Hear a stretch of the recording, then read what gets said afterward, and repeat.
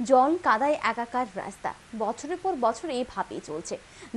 যানবাহন তো দূর পায়ে হেঁটে চলাফেরা করতে চরম অসুবিধার সম্মুখীন লোকজন। অভিযোগ, রাম বাম দুই আমলে প্রতিশ্রুতি মিললেও আজ পর্যন্ত চলাচলের উপযোগী করে দেওয়া হয়নি রাস্তা। দীর্ঘ বাম আমলের পর রাম জমানা, অভিযোগ পরিবর্তন হয়নি রাস্তার, ভোগান্তির শিকার লোকজন।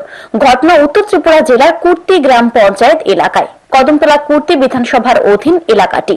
এই কুর্তি গ্রাম পঞ্চায়েতের ৪ নং ওয়ার্ড এলাকার সাধারণ জনগণদের চলাচলের একমাত্র রাস্তার বেহাল দশা বাম আমল থেকে শুরু করে এখন রাম আমল পর্যন্ত। ৫০০ মিটার রাস্তা সংস্কারের দাবি জানিয়ে আসছিলেন এলাকাবাসী।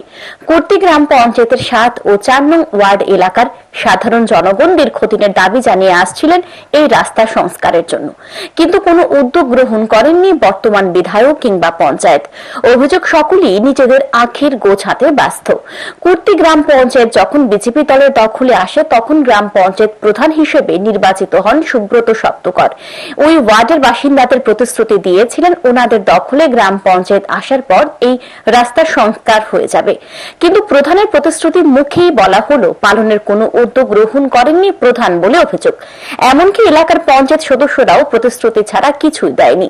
এতে ক্ষুব্ধ গ্রামের লোকজন। এখন রাস্তাটা এমন বেহাল হয়েছে, আমরা আরতে পারিয়ার না, আমরা বাচ্চা কাচ্চা স্কুল কলেজে দিতাম পারিয়ার না। খান্দ করি ফুলো করি বইয়া মেইন রোডে লইয়া যাইতে লাগে, নিয়া বাচ্চারারে দেওয়া লাগে। আবার স্কুল ভরে বাচ্চারারে সেখান থেকে গিয়া হোক মেইন রোডে তনে ফুলো করি বইয়া বাড়িয়ে করে আনা লাগে। কিন্তু এমএলএ তো আজকে দেখো 10 বছর তাই দেয় না এমএলএ, কিন্তু এই ওয়ার্ড গাঁওসভারও তান গাঁওসভা তাই নিজে ও গাঁওসভার বসবাস করতে, কিন্তু তানও কোনো উদ্যোগ নাই রাস্তাঘাটে। বর্তমান যে এমএলএ ইসলামউদ্দিন চৌন্ন কদমতলা করতে বিধানসভা, তান এই গাঁওসভা তো তান বাড়ি, কিন্তু তান কোনো গাঁওসভা রাস্তাঘাট কোনো যায় আসে তান কোনো যায় তান শুধু তান চিন্তা তা চিন্তাই তান কিলা ফাইতা খাইতা কিলা তান কিলা। সামনেই পঞ্চায়েত নির্বাচন, গ্রামের মানুষের দাবি আর প্রতিশ্রুতি নয়, দ্রুত যেন তাদের সমস্যা সুরাহা করে দেওয়া হয়।